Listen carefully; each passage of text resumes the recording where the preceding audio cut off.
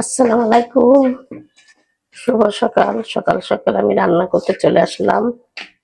আমি রান্না করবো এই যে পাঙ্গাস মাছ দিয়ে আলু দিয়ে ঝোল। পাঙ্গাস মাছ আলু ঝোল। আমি পাঙ্গাস মাছটা একটু ভেজে নিচ্ছি। আমি হলদি লবণ মাখাচ্ছি পাঙ্গাস মাছের মধ্যে।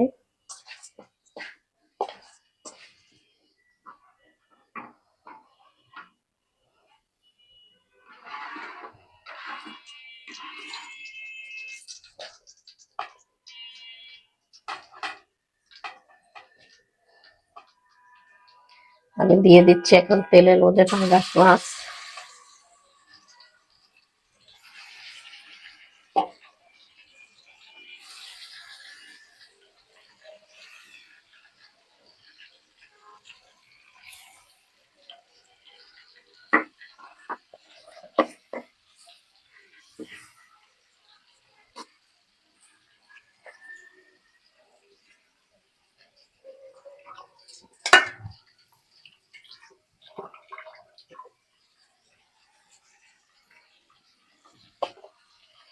ভাই বোনেরা, আপনারা সবাই নিশ্চয়ই ভালো আছেন আল্লাহর রহমতে।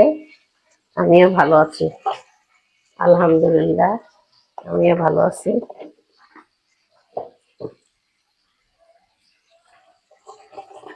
আমি এক এক করে এখন এই পানিটার মধ্যে মশলাগুলো দিয়ে দেবো। দিয়ে দিলাম মরিচের গুঁড়া, একটু ঝাল বেশি করে দিই।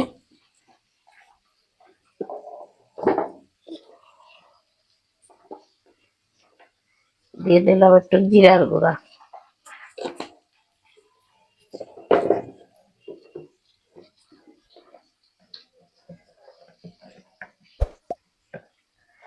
দিয়ে দিলাম একটু হলুদের গুঁড়া।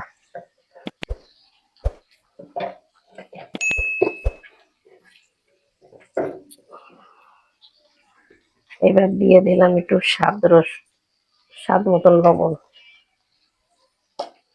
আদা রসুন বাটা দিয়ে দিচ্ছি আগেই। আমি এবার মাছটা ভালো করে একটু ভাজা হয়ে গেলে পরে পেঁয়াজ ভাজবো, এখনো হয়নি হয়েছি।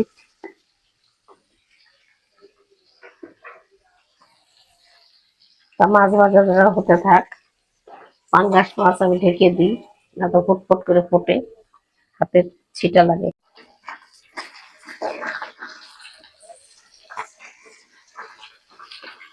আমি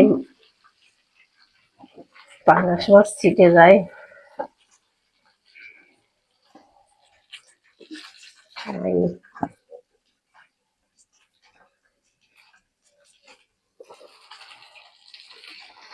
পাঙ্গাস মাছ ভাজতে গিয়ে খুব সমস্যা লাগে, আচ্ছা লাগেও গেছে।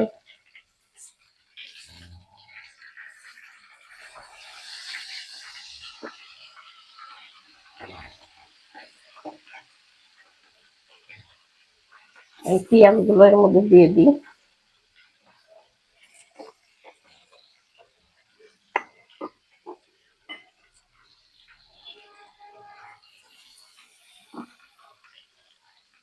সবগুলো একসাথে উঠাই ফেললাম।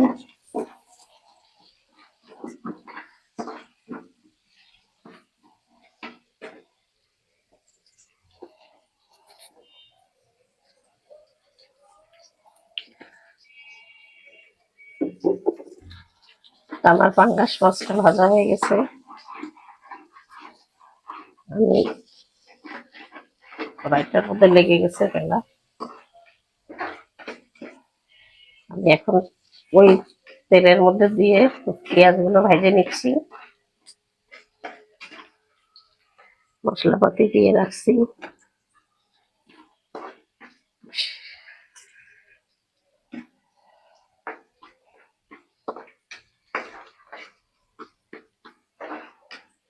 এগুলো মাছ ভাজা লাগিয়ে গেছিল, এই জন্য কিছু কিছু মাছ ভাজা কড়াইতে লেগে আছে। এগুলো আমি উঠাই দিচ্ছি।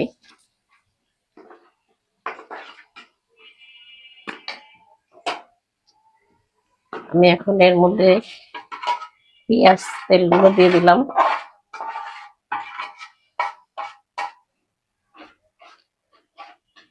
আমি এখন এটা ভালো করে কষাই নিব।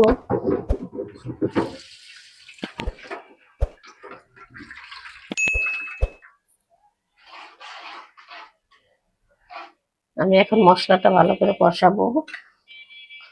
তা ঢাকা দিয়ে দিই, মশলাটা কষানোর জন্য আবার হোক।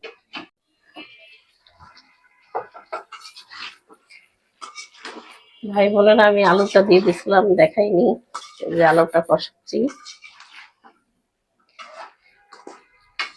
আলুটা কষানো হয়ে গেছে, যে মশলা তেল উঠে গেছে একদম। আমি এখন ঝোলের পানি দিয়ে দিই।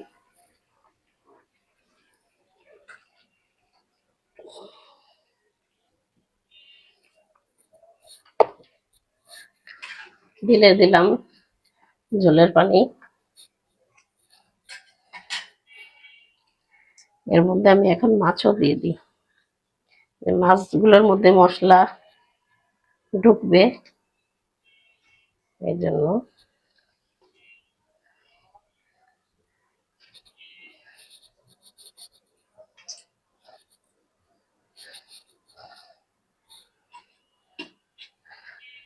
পাঙ্গাস মাছ দিয়ে আলু দিয়ে কারা রান্না করে খান, আমাকে কমেন্টে জানাবেন। আমি এখন ঢাকা দিয়ে দিই, আবার হতে থাক। তা ভাই বোনেরা, আমার পাঙ্গাস মাছ দিয়ে আলু তরকারি হয়ে গেছে। আমি এখন নামিয়ে ফেলবো। আমি নামিয়ে ফেললাম। তা দেখেন আমার তরকারিটা কত সুন্দর হয়েছে। তা আপনাদের যদি ভালো লেগে থাকে, প্লিজ আমাকে লাইক কমেন্ট শেয়ার করবেন, আমার পাশে থাকবেন, আমাকে সাপোর্ট দিবেন। আমি এখানেই শেষ করলাম। আল্লাহ হাফেজ।